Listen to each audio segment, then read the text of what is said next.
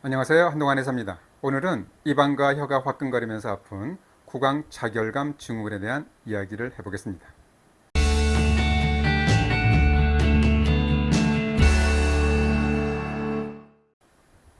주위에 보면 입안이나 혀가 화끈거리면서 아프다고 하는 분들이 많습니다. 가만히 있어도 입안에 통증이 있으면서 불편하기 때문에 다른 일에 집중할 수가 없고 산만해집니다. 심한 경우 식사도 제대로 하지 못하죠. 바로 구강자결감 증후군입니다. 구강자결감 증후군은 혀, 입술, 잇몸, 뺨의 안쪽, 입천장 전체 부위에 화끈거리는 느낌이 나는 증상을 말합니다. 매운 음식을 먹거나 뜨거운 음료를 마시면 불로 점막을 지지는 듯한 통증이 나타나기도 합니다. 그래서 영어로는 burning mouth syndrome이라고 합니다. 증상의 특징은 입안 전체에 걸친 불로 지지는 듯한 자결감과 통증과 함께 갈증, 입안의 건조감, 입맛을 느끼지 못함, 입이 얼얼하면서 마비되는 느낌 등의 증상도 나타날 수 있습니다. 마치 매운 음식을 먹고 나거나 마라탕을 먹고 나서 나타나는 구강과 혀의 이상 감각처럼도 나타납니다. 구강자결감 증후군은 어느 날 갑자기 느껴지기도 하지만 서서히 생기면서 점차 심해지는 것이 일반적입니다. 특별한 원인을 파악하지 못하는 상황에서 어느 날 갑자기 입안이 화끈거리면서 아프다고 느끼기 때문에 당황스럽습니다. 그러나 대부분은 지속적인 스트레스 상황을 겪고 있었을 가능성이 높습니다. 구강자결감 증후군을 앓고 있는 환자들의 혀를 보면 붉은 홍적색을 띠는 경우가 많고 거칠거칠하거나 갈라진 경우 혀끝 부위에 작은 붉은 혓바늘이 돋아나 있는 경우가 많습니다. 그러나 유관적으로 구강 점막이나 혀 부위에 문제를 확인하지 못하는 경우도 많습니다. 구강자결감 증후군은 그 자체로 질환으로 나타납니다. 그러나 2차성으로 다른 질환의 증상으로도 나타나는 경우도 있습니다. 만약 구내염이나 설염 등 염증이 보인다면 이것은 전형적인 구강자결감 증후군이 아니라 아프타성 구내염이나 자가 면역 질환인 베제트병일 수 있습니다. 또한 침샘의 염증으로 인한 쇼그렌 증후군, 아구창, 역류성 식도염과 같은 위식도 역류질환, 특정한 약물, 구강 내 편평태성과 같은 염증성 질환, 갑상선 기능 저하증, 과도한 양치, 틀니, 불안과 우울증, 스트레스성 질환에서도 보입니다. 구강자결감 증후군은 특히 50세 이상의 폐경기에 접어든 여성들에게 많고 중년 여성들의 비타민 B10이나 엽산 결핍, 빈혈 등과도 관련이 있습니다. 비흡연자보다는 흡연자에게 많이 관찰됩니다. 또한 여성 호르몬, 우울증이나 심각한 감정 변화, 화병과도 관련성이 큽니다. 한의학에서는 구설통이라고 했습니다.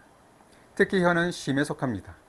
통일보감에는 혓바늘이 돋는 것은 열이 몹시 몰렸기 때문이다 라고 했습니다. 그래서 설통은 주로 심화를 원인으로 봅니다. 혀는 심에 속해 있는 기관으로 심은 화와 관련된 장기이기 때문에 심화는 혀의 병증을 보입니다. 화가 많거나 근심, 걱정이 많으면 혀의 병증이 나타나는 것입니다. 신경을 많이 쓰면 혓바늘이 돋는 경우도 마찬가지입니다. 구강자결감 증후군은 상열하한증의 일종으로 볼 수 있습니다. 상열하한증은 상체는 열감이 심하고 하체는 냉감이 심한 것을 말합니다. 이것은 수승화강이 안 되는 것으로 이때는 시원한 수기가 위로 올라가서 더운 화기를 내리고 식혀야 합니다. 이러한 생리적인 상태가 되면 구강통과 설통도 좋아집니다. 또한 입은 한의학적으로 비와 관련이 있습니다. 즉 비위 기능에 문제가 있으면 입안에 증상이 나타나는 것입니다. 따라서 구강자결감 증후군 환자들을 보면 식욕부진, 소화불량 등의 증상을 동반하는 경우가 많습니다. 이때는 비위 기능을 강화시켜주는 것이 치료적 관건이 됩니다. 보통 부인들의 경우 억울한 일로 인해 화가 많아지면 입안과 혀의 통증과 함께 번열감이 생기기도 합니다. 이때 귀비탕에 시호, 치자, 오미자 등을 가해서 처방하면 매우 효과적입니다. 귀비탕은 혈어증, 화병과 더불어 제반 신경성 질환을 치료하는 대표적인 처방입니다. 교주 부인 양방에는 재미있는 체험례가 나옵니다.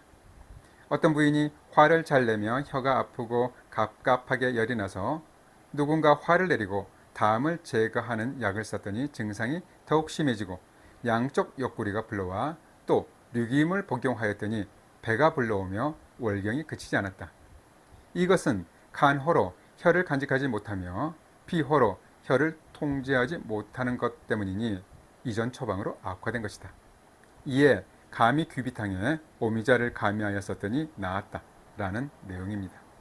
이외에도 체질과 증상의 정도에 따라 처방이 달라지는데 온담탕, 시오청간탕, 배춘양격산, 사심탕 등이 주로 사용됩니다. 침 치료도 효과적입니다.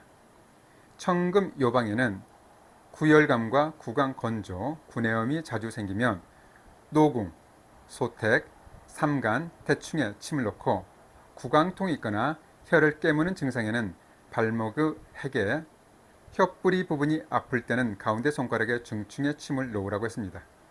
임상에서는 손바닥의 소부, 손목의 신문, 내관을 다용합니다. 가정에서는 손목에 있는 신문혈과 내관혈을 지압해 줘도 좋습니다. 신문혈과 내관혈은 긴장감을 낮추고 마음을 편안하게 합니다. 심장의 화를 진정시키는 작용을 하기 때문에 구강통이나 설통에 도움이 됩니다.